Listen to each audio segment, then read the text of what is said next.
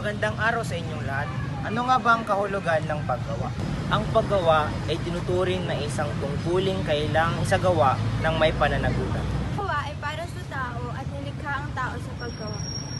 Ang paggawa ay isang gawain ng tao na nangangailangan ng orihinal, pagkukusa at pagkamalikhain. At ang produkto nito, material man o hindi, ay magbubunga ng pagbabago sa anumang bagay. Paggawa ay anumang gawain, pangkaisipan man o manual, anuman ang kalikasan o kalagayan nito na makatao, nararapat para sa tao bilang anak ng Diyos. Tao ang subheto ng paggawa dahil nasa tao ang kakayahan na gumawa at gumanap ng mga kilos na kailangan sa pagproseso ng paggawa.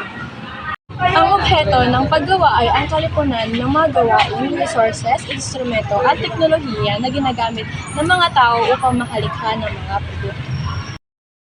Sa pamamagitan ng paggawa, nakakamit ang mga sumusunod.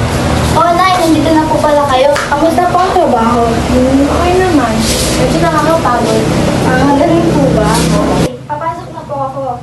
Ito baon mo. Maraming salamat po. Hindi pa po ba kayo papasok? Mamaya pa ako papasok at naliligo Sige po. Sige, ingat.